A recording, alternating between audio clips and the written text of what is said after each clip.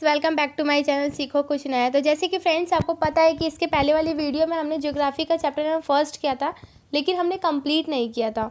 लेकिन आज हम उसको कंप्लीट करेंगे और फर्स्ट चैप्टर है the earth in the solar system, यानी सौर मंडल में पृथ्वी के बारे में आज पढ़ेंगे, जो हमने कंप्लीट कर दिया था। जैसे हमने पढ़ा था कि फुल मून किसे कहते हैं, तो मैं एक बार थोड़ा बता देती हूँ कि फुल मून किसे कहते हैं। तो ये पूर्ण चंद्रमा वाली रात होती है जिसे पूर्णिमा कहते हैं, और फिर 15 दिन के बाद क्या है, नए चंद्रमा की रात है जिसे अमावस्या कहते हैं। उसके बाद हमने कोलेस्ट्रल बॉडीज़ पे आए थे कि मतलब सूर्य चंद्रमा के सभी वस्तु जो रात के समय आसमान में चमकती है उसे क्या कहते हैं, हम खगोलीय पिंड कहते हैं, यानी कोलेस्ट्रल बॉडीज़ कहते हैं। नेक्स्ट स्टार, यानी सभी जो तारे और सभी चंद्रमा क्या है, उन सबको क्या कहता है, सूर्य भी क्या है, एक तारा है, ठीक है। तो उसी को भी क्या कहते हैं, हम स्टार्स कहते हैं। नेक्स्ट हमने पढ़ा था पोल स्टार, कॉन्स्टलेशंस, ये सब क्या है। तो कॉन्स्टलेशन यानी मतलब सौर कॉन्स्टलेशन के बारे में पढ़ा था कि, और पोल स्टार क्या है, ये 7 स्टार के बारे में आपने देखा होगा कि कभी भी हमारी क्या है, पृथ्वी मतलब कि टूटता हुआ तारा आपने देखा होगा कि बाई चांस कभी मतलब टूटता हुआ तारा नज़र आते ही लोग क्या करते हैं, विश मांगते हैं। तो ये अक्सर ये टूटता हुआ तारा नहीं होता है। एक्चुअली क्या होता है कि जो हमारी पृथ्वी है, पृथ्वी के ऊपर से कोई भी उल्का पिंड ऊपर से पृथ्वी के ऊपर टकराता है तो क्या होती है, चिंगारियाँ निकलने लग जाती है। उन चिंगारियों को मतलब टकराने से चिंगारियाँ क्या होती हैं, निकलने लग जाती है। वो छोटे पार्ट्स में वो क्या होते हैं, वो टूट बिखर जाते हैं। जो चिंगारियों को लोग क्या समझते हैं कि ये टूटता हुआ तारा है, इसे विश मांगो, लेकिन साइंटिफिक तौर पे ये टूटता हुआ तारा नहीं होता। नेक्स्ट आते हैं हम सौर मंडल के टोटल 8 ग्रह हैं। 8 ग्रह के बारे में मैंने बता दी कि Mercury, Venus, Earth, Mars, Jupiter, Saturn, Uranus, Neptune, ये सब क्या है, मतलब कि टोटल 8 ग्रह हैं। और ग्रह के बारे में मैंने बता दिया था, पृथ्वी क्या होती है, अर्थ के बारे में बता दिया था, और सन के बारे में बता दिया। और अर्थ में जैसे अर्थ क्या है, जियोइड यानी भूभाग। तो ये मतलब 21 से पृथ्वी का पृथ्वी कौन सा ग्रह माना जाता है, 3rd नंबर का ग्रह माना जाता है, ठीक है, जिसे हम भू आप भी कहते हैं। पृथ्वी के समान आकार में ही वो दिखाई देती है, बस पृथ्वी क्या है, साइड से थोड़ी सी क्या है, चपटी हुई है, ठीक है। और इसी को हम क्या कहते हैं, जियोइड कहते हैं। इंग्लिश में हम जियोइड कहते हैं और हिंदी में भू आप कहते हैं। आज से हम पढ़ेंगे द मून के बारे में, यानी चंद्रमा के बारे में पढ़ेंगे कि चंद्रमा क्या है। तो our earth has only 1 satellite, that is the moon. Its diameter is only 1/4 that of the earth. It appear big because it is nearer to our planet than other celestial bodies. It is about 3,84,400 kilometers away from us. Now you can compare the distance of the Earth from the Sun and that from the Moon. The Moon, तो इसका कहने का मतलब है कि पृथ्वी के पास और जिसकी कितने किलोमीटर दूर है, वो 3,84,400 किलोमीटर क्या है, दूर है। और अब आप पृथ्वी से सूर्य एवं चंद्रमा की दूरियों की तुलना भी आप कर सकते हैं, ठीक है। यानी 15 करोड़ किलोमीटर क्या है ये, 3,84,400 किलोमीटर क्या है, दूर है चंद्रमा किसे, पृथ्वी से, ठीक है। तो ये हम क्या कर अंदाज़ा लगा सकते हैं, और ये हमारे जो ये एग्ज़ाम में आया हुआ है भी है क्वेश्चन पेपर में। और जिसे ये साइड में डू यू नो वाले जो क्वेश्चंस दिए होते हैं कि जो प्रकाश की गति होती है, यानी लाइट की जो स्पीड होती है वो क्या है,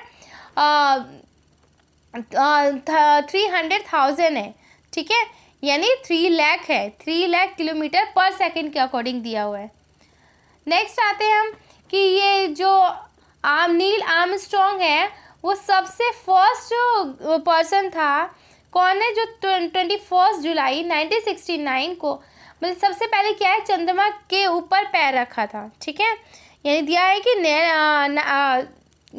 नील Armstrong was the first man to step on the surface of the moon on 21 July 1969.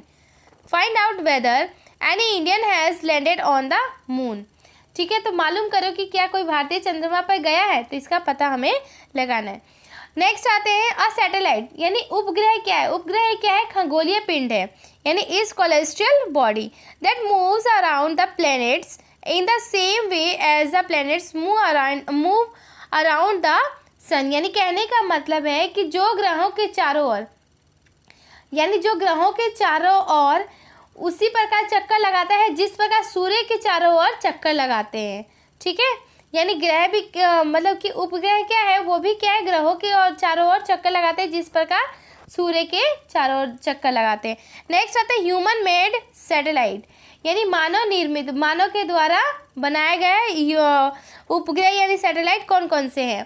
तो जैसे यहाँ पे दिया है कि is an artificial body, it is a design by the scientist to gather information about the universe और for communications. It is carried by a rocket and placed in the orbit around the Earth. Some of the Indian satellite space are INSAT, IRS, EDUSAT. EDUSAT ये paper में आया हुआ है, ये most important है। तो क्या है? एक छोटा सा कृत्रिम है और ये वैज्ञानिकों के किसके द्वारा? साइंटिस्टों के द्वारा बनाया गया है। और ये क्या है? पूरे ब्रह्मांड के बारे में जानकारी प्राप्त करने के लिए है और पृथ्वी के संचार के माध्यम के लिए भी किया जाता है। और क्या है? रॉकेट के द्वारा इसको अंतरिक्ष में यानी भेजा जाता है, अंतरिक्ष में भेजा जाता है, जिसे पृथ्वी की स्थिति के बारे में पता किया जाता है। और अंतरिक्ष में कौन कौन से उपग्रह यानी सैटेलाइट है? तो IRS, INSAT और EDUSAT के नाम से ये क्या है? किसके अंदर है? तो ये अंतरिक्ष में क्या है? ऑलरेडी पहले से ही वहाँ पे है।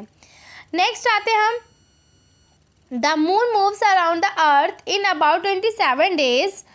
It takes exactly the same time to complete one spin. As a result, only one side us on the earth. कहने का मतलब कि चंद्रमा पृथ्वी का एक चक्कर लगाने में कितने दिन लेती है? 27 दिन में पूरा करती हैं। और समथिंग ये समय अपने ही अक्ष पे चक्कर भी पूरा करता है, मतलब अपने ही अक्ष पे, अपने ही प्लेस पे। तो इतने ही समय में क्या, अपने ही अक्ष पे भी वो इतने ही चक्कर लगाने में इतने ही दिन लेती है। तो इसके अकॉर्डिंग देखा जाए तो पृथ्वी से हमें चंद्रमा का केवल एक ही भाग एक ही तरफ का दिखाई देता है। जैसे पृथ्वी राउंड राउंड घूमती है तो जिस तरफ पृथ्वी आएगी उसका चंद्रमा का आधा ही भाग क्या है? हमें दिखाई देता है। नेक्स्ट आते हम एस्ट्रॉइड्स क्या होते हैं, यानी क्षुद्र ग्रह क्या होते हैं? तो क्षुद्र ग्रह क्या होते हैं? तो इसमें दिया है कि apart from the stars, planet and satellites there are numerous tiny bodies which also move around the sun. These bodies are called the asteroids. कहने का मतलब है कि जो तारों, ग्रहों और उपग्रहों के अतिरिक्त असंख्य छोटे छोटे मतलब अनकाउंटेबल छोटे छोटे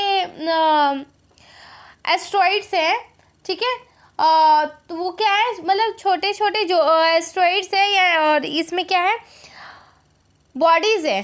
ठीक है, बॉडीज़ भी क्या है? सूर्य के चारों ओर चक्कर लगाते हैं और इन्हीं बॉडीज़ को क्षुद्र ग्रह कहते हैं, यानी एस्ट्रॉइड्स कहते हैं। इन्हीं मतलब बॉडीज़ को क्या कहते हैं? हम एस्ट्रॉइड्स कहते हैं।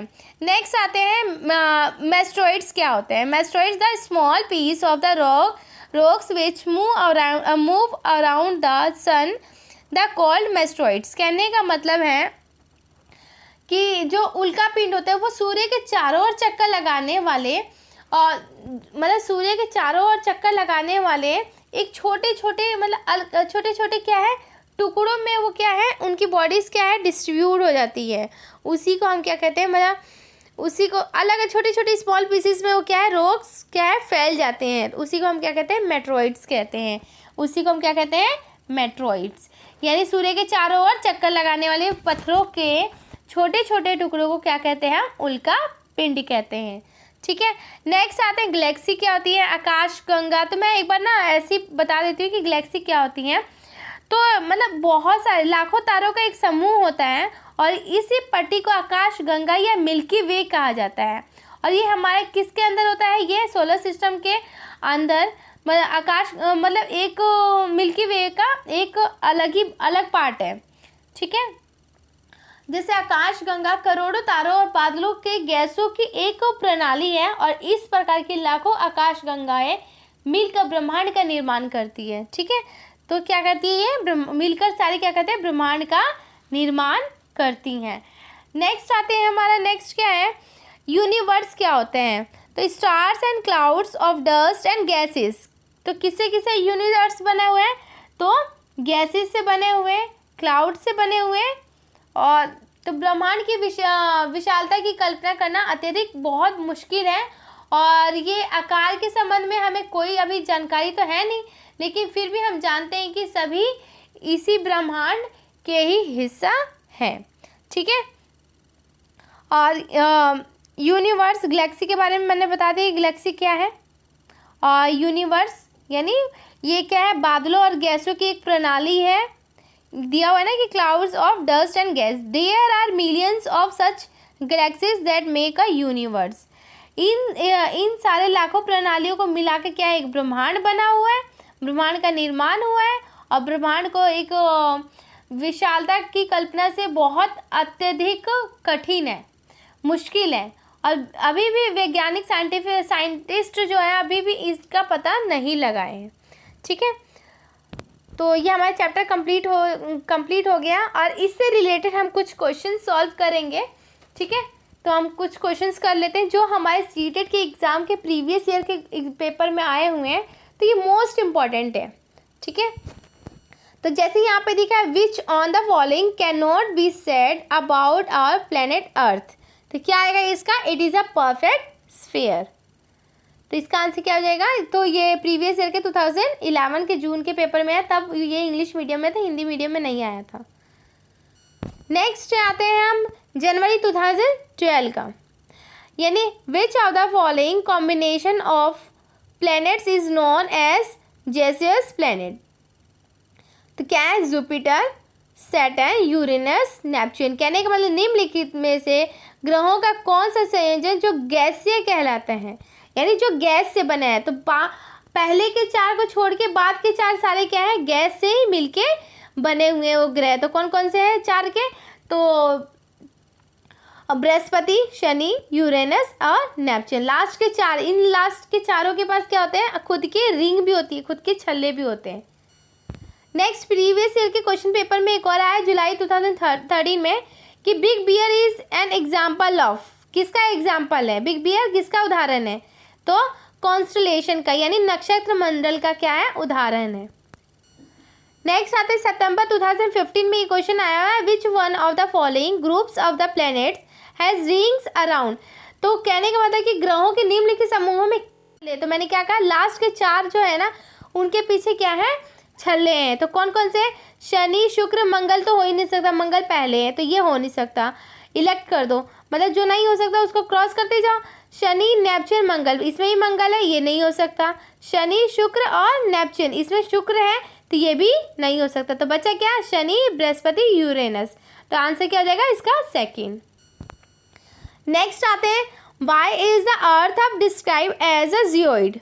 मैंने अभी समझाया कि भू आव के रूप में किसको वर्णित किया जाता है, तो इसमें से करेक्ट आंसर हमें बताने हैं। तो इसका आंसर क्या होगा, यहाँ पे क्या है, पृथ्वी ध्रुवों के पास थोड़ी चपटी है, ये बिल्कुल सही है। ठीक है, क्यों, क्योंकि थोड़ा सा साइड से क्या है, पृथ्वी हमारी क्या है, चपटी है। और पृथ्वी ना तो अधिक गर्म है और न ही अधिक ठंडी है। पृथ्वी की 2/3 सतह जल से ढकी हुई है। ठीक है, किससे ढकी हुई है, तो जल से ढकी हुई है। और मैंने ये भी बताया कि इसी अभी पृथ्वी के बारे में बताया कि क्या है, केवल पृथ्वी पर ही पाई जाती है। पृथ्वी ना तो अधिक गर्म है और न ही अधिक ठंडी है। एज इट इज पूरा एनसीईआरटी में से आया है। और ये ध्रुवों के पास से क्या है, थोड़ी सी चपटी है, ये भी बिल्कुल सही है। और सेकंड भी बिल्कुल सही है। पृथ्वी की 2/3 हिस्सा, तो 2/3 हिस्सा सतह पानी से ढका हुआ, ये भी बिल्कुल सही है। और जीवन के लिए अनुकूल परिस्थितियों केवल पृथ्वी पर ही पाई जाती हैं, ये भी बिल्कुल सही है। ठीक है, तो इसका आंसर क्या होगा, आप बताइए। तो choose the correct answer from the following. पृथ्वी को भू आव के रूप में क्यों वर्णित किया जाता है, क्योंकि ये ध्रुवों के पास से थोड़ी चपटी है, इसलिए इसको भू आप कहा जाता है। तो आंसर किसका क्या हो जाएगा? फर्स्ट। नेक्स्ट आते हैं bodies that do not have their own heat and light but are lit by the light of the stars are known as. यानी पिंड जिसमें अपनी ऊष्मा व प्रकाश नहीं हो लेकिन तारों की रोशनी से चमकते हैं, उन्हें क्या कहा जाता है? प्लैनेट्स कहा जाता है। ठीक है, ये तारों की रोशनी यानी स्टार्स की रोशनी से क्या है? चमकते हैं ग्रह। नेक्स्ट आते हैं जुलाई 2013 में आया हुआ है, only one side of the moon is visible from the earth because. एक ही साइड मतलब पृथ्वी से चंद्रमा का केवल एक ही भाग दिखाई पड़ता है क्योंकि time taken by the moon to move around the earth and the complete one spin is same. अभी मैंने बताया कि चंद्रमा को पृथ्वी के चारों ओर चक्कर लगाने के अपनी अक्ष पे घूमने में समान समय एक जैसे ही समय लेते हैं। ठीक है, तो इसका आंसर क्या हो जाएगा? थर्ड। और ये हमारा चैप्टर यहीं पर कंप्लीट हो जाता है। जितने भी प्रीवियस ईयर के क्वेश्चन पेपर में आए हुए हैं वो सारे मैंने कंप्लीट करा दिए हैं। अब मैंने पहले एनसीईआरटी मैं कंप्लीट कराऊंगी, उसके बाद ही प्रीवियस ईयर के और भी क्वेश्चंस पेपर मैंने पहले के करा रखे हैं। आप मेरे प्लेलिस्ट प्रीवियस ईयर के प्लेलिस्ट में आप जाएंगे ना, वहाँ पे मिल जाएंगी। ठीक है, रिसेंटली अभी मैंने कुछ टाइम पहले ही कराया है। और प्लीज़ मेरे चैनल को लाइक शेयर एंड सब्सक्राइब कीजिए और शेयर कीजिए ताकि उन बच्चों तक पहुँच जाए जो कोचिंग परचेस नहीं कर सकते हैं। तो वो सीटेड जो एनसीईआरटी की बुक जिनके पास नहीं है वो मैं यहीं से कंप्लीट करा दूँगी।